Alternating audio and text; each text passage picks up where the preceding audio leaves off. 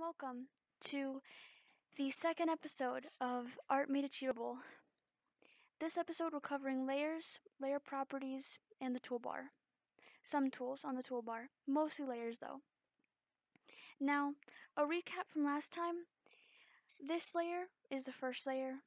It has a white background. You can make it invisible. Having a white background is not the same as having a transparent background.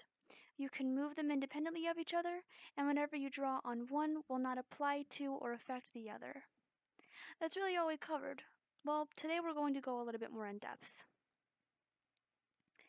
We're going to learn how to customize our layer, what we can do to our layer to make it more accessible for our drawing and painting needs, the different layer properties and what we can apply to the layer, and then some simple tools.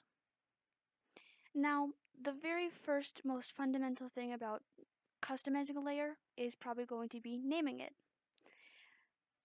Let's draw a circle on this one. Let's call this circle. This is how you name it. I had caps on. Circle. How I did that was I placed my cursor over the name and double click. 1, 2. And like this. If you're satisfied, you can hit enter or you can click out of this little box. It will save that name. Now, if I want to go more in depth, I want to study the layers and their properties better, I can right click, and here are a bunch of options. First we see properties. These symbols, all this information are basically everything that we can do in here to an individual layer. This will give you information, but more than likely you'll probably know that information already. So, not super entirely useful to have cataloged right now. Layer style. This is these are for adding more, I guess, finesse or effects to your to the content, to the image that is on a layer. If I apply a drop shadow to this to this circle, I can import, which is taking files from my computer to apply to this image. I can export, which is to save it out, save as. I can hit new, or I can just say OK. I have an effects on this, but because it's just a black circle, you're not going to see it very well. So let's illustrate this better by drawing a red circle. Right click again, go to layer style again. Now I open the drop shadow menu. We can see many glow, shadow, bevel, emboss, contour, texture, overlay options. Unfortunately, these are things that we can't do yet. These are options not implemented yet. That's alright. Krita is a work in progress, and we can emulate these effects really not that hard on our own. I prefer to emulate them by myself with my own hand anyway, because I think it looks more authentic. So I'll justify it by that. The effects don't really apply very well, but you know, it's a free program. Really, how much can you ask for? Anyway, that covers these two things. These colors. These don't really do anything except change the color of these options, which I would suggest doing only if only really to separate many different layers and layer groups from each other. You can name them, but it's also helpful to give yourself a visual clue as to what what you're working on at the moment. Sometimes you don't have time or the energy, or maybe multiple different layers and layer groups are named similar things and you don't really want to sift through them. That's fine. You can color them certain colors and try to assign colors that you associate with the image on the layer at hand. So I would probably make this one red because this is a red circle. Simple things like that can really help keeping your layers and your layer dock organized. You'll find that a lot of these options, all of these options rather, and a lot of what I have to say is a lot about keeping your layers and layer dock organized. To get more in depth in that, you can cut, copy, and paste a layer. Simple. We all know how to do that. Removing a layer, that's deleting it. We did that before. Simple. Duplicating a layer or mask just creates... I didn't select it. It just creates a copy. It's even named copy of circle. To merge with a layer below, if we create a new, if we create a new layer, this is what that icon is, and I drag it below, and I create a line, yeah,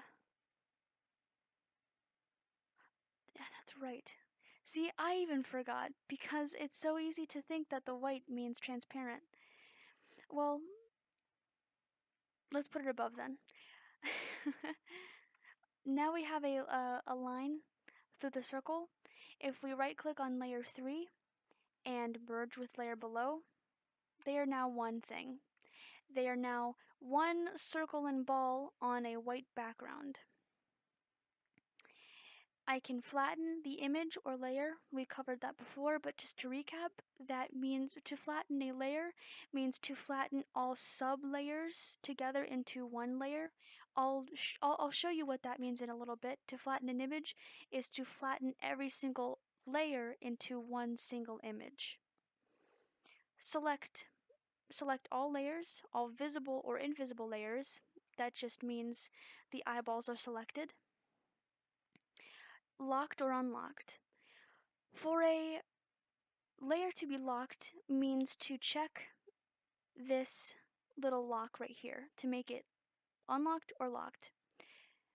What locking does is it makes it so that you can't alter a layer anymore. This is advantageous if you have something very specific that you want to keep on a layer and you don't want to accidentally write over it. You don't want to accidentally edit it in any way and then not notice for another 50 minutes and then only realize it afterwards. I've done that. I would probably get into the habit of locking layers that you really want to preserve. It's not imperative, but it's just one of those convenience things that will help you in the long run. We can add a mask. We can add masks. Like I said, masks will be covered in a different episode. Just don't worry about it. We can convert layers to masks and masks to layers, or we can split alpha. Alpha is this. It's the colors. Colors is our next episode, and we'll get into that in a little bit. Now I skipped one. Did you notice? I skipped group. That's what we'll get into next. So we have the options to group, quick clipping group, and to ungroup. Ungroup just means to ungroup for either of these. Simple. A group and a clipping group are different. I'll show examples of both. So a group, to demonstrate a quick group, I wasn't in the Krita window. It's the simple things like that. To demonstrate a quick group, I'll just create a new layer. If I create a quick group and hide these two layers, if I try to draw or do anything on this main layer, this layer 7, nothing happens. I like to use the metaphor of a folder or a binder that holds pages. This parent group, this initial starting point layer, this initial starting point layer that begins the quick group is a sort of paperback or file or binder, whatever you want to call it, that is the cover page for the actual content beneath it. I can draw just fine on layer 6, not on layer 7. Layer 7 is the layer that denotes the actual group. The layers beneath it are the content of that group. The reason it's advantageous to create a group like this is because if I have a project in which I create multiple different layers, many in abundance of layers, all with their own special, unique things on them, well, if they all pertain to a certain part of what I'm drawing, let's say this circle and its crazy hairs, well, I can hide the layer 7 and it applies that hide or that lock or that filter, whatever else, to every layer within its group. You will have certain quick groups with an abundance of layers, maybe even 50, 100, so many, too many, it's hard to keep track of. You'll need a way to be able to apply filters, distortion, transformation effects to a bunch of different layers that are all contributing to one image at once. This is how you'll do that. I can get rid of this by, of course, right-clicking and removing it. Let's show this layer. Actually, this one. No, this one. Sorry. Let's show this layer so that I can demonstrate to you what a clipping group is. Now, a clipping group, in my opinion, is one of absolutely the most useful things about digital art. It is why I choose digital art over traditional art so often. We have some speckles. If I right click on this layer, I go to group and I say to add a clipping group. You're going to see a mask layer. Now I know I said I'm not going to get into masks and I'm really not going to. This is just a quick example. It's going to lead into that episode and it's something I want to implant into your brain. I want to show you it right now because it is your best friend when it comes to painting. If I take a dark red to shade this red ball and I start drawing, you'll notice I can draw outside of the image of the object. I'm holding down my mouse right now.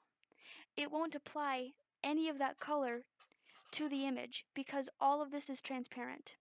A clipping group and its a mask layer that is within a clipping group rather will only apply this color to the transparent objects on the parent layer of a clipping group. So again, I can't draw on the first layer, but I can draw on the second. I can continue to shade and to paint, and when I find that, I don't like how far up this is going, I can take my eraser tool and just gently erase, and look, my red is still there, but my dark red is disappearing. I can do this with other colors, apply as many colors as I want, and erase them as I please. I can open and close this folder, I can merge it, I can flatten it, I can rename it. It acts as any other layer or layer group, but it has this very interesting property that allows you to be able to paint freely without having to worry about sticking within the lines. It's so helpful, and it's something I very much recommend you get in the hang of using because it can transform the way that you approach digital painting. It's an interesting subject that I become passionate about. We can delete this, and now we're back to our Saturn-esque shape. Now, that was layer properties. We can go to here, up at the top of this program toolbar, and we'll see layers. You'll see many of the same thing: cut, copy, paste, convert, select, group, split, merge, flatten, layer style. There's a few new things, and I'll cover that right now. Histogram and edit metadata, we don't need to worry about this stuff. Trust me. Import and export, you can save layer masks and import layer masks saved to your computer, or export layers or masks that you want to save for some other purpose. Or you have the option to transform. Now let's mirror my layer vertically.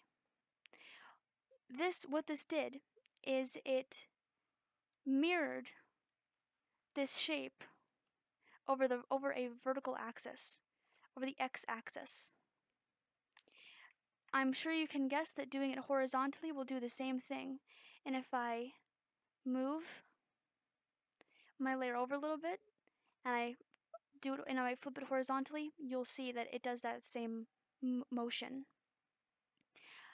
I can scale the layer to a new size. That seems pretty self-explanatory. This chain, by the way, just signifies the constraint to the proportions. I would suggest keeping this checked if you don't know what you're doing. You can rotate, that's again self-explanatory, or you can shear. I want to shear this by 90 degrees. It distorts and angles your object, or really the image that's within the layer, at whatever angle you want on whatever axis you describe. That's useful in its own way. Now, offset, not entirely sure how this works. I would suggest looking it up. I've attempted to, don't really understand it. Get someone else's advice on it.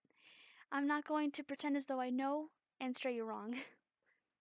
So, that's layers. A very quick description of what these few buttons are, and then we'll go over some of the few tools, and then we'll be done. As I said before, this plus sign creates a new layer. If you click on the arrow, we can create a new paint layer, group layer, clone, vector, filter, fill, or file layer.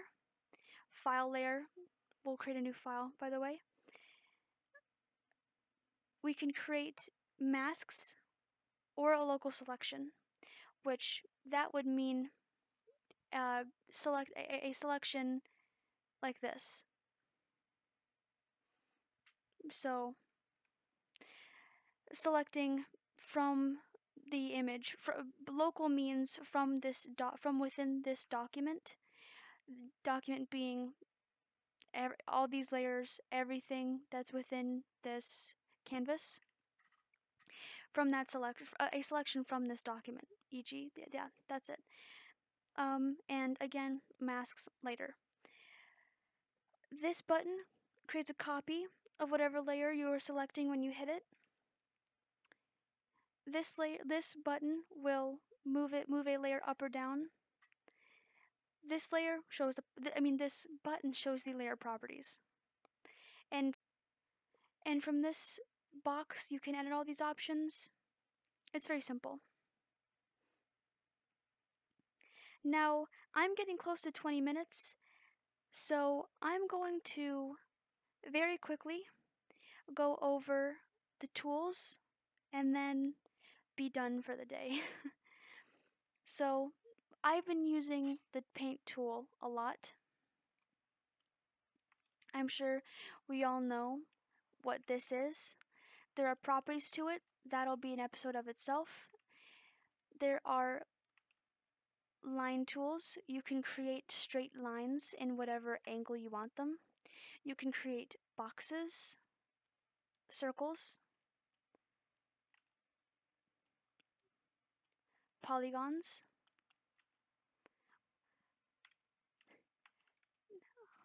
I apologize for this. I hit Control Z too many times. Polygons in whatever shape, or weirder shapes that have more leniency. All you have to do is connect the dots. Connect the two dots at the end, whereas polygons require a little bit more preciseness. These two I'll show. These are these two tools. This one creates straight lines. This one creates curved lines. They have distinct individual points that you can see being created. These tools are what you use if you want to create a vector. I'm not sure if we'll even be able to get into vectors. We might be able to. This tool mirrors whatever you draw in however many directions you describe. This tool crops. That's useful. This tool transforms. This tool moves whatever you have on your canvas, on your layer rather. This is a protractor. That's very useful, I have to say. This is the fill bucket tool. I'm sure we all know what that is. This is a gradient tool. It creates gradients. This is an eyedropper tool. It will select whatever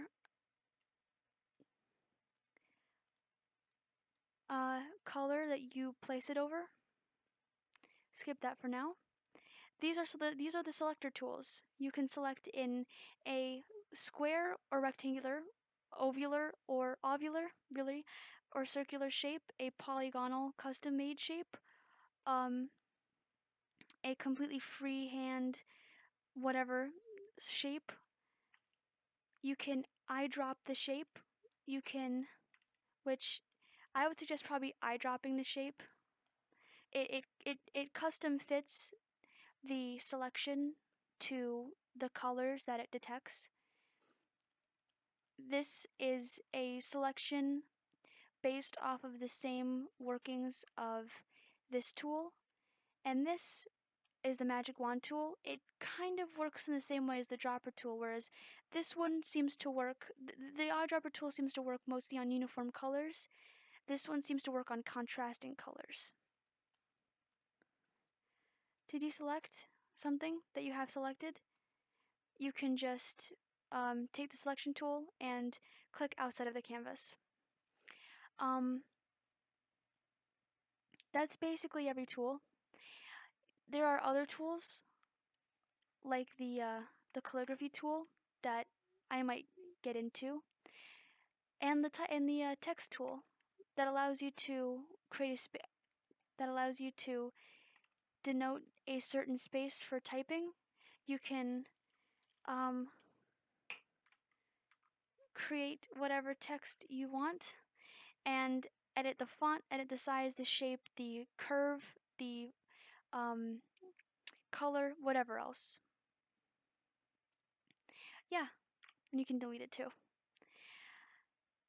For the eraser, you can go to the pen tool, select this eraser button, and erase away. This layer got transformed to a vector layer when I started using these tools, by the way. That's why I can't erase, and that's why it's telling me it's become a vector layer. Beware that if you're just experimenting with these vector tools, make a new layer, because it will mess up the current layer that you're on, as it did mine. Okay, that's about all I wanted to show you for this episode on layers and tools. Next episode, we will cover colors and alpha. The episode after that, masks, and who knows what we'll explore after that.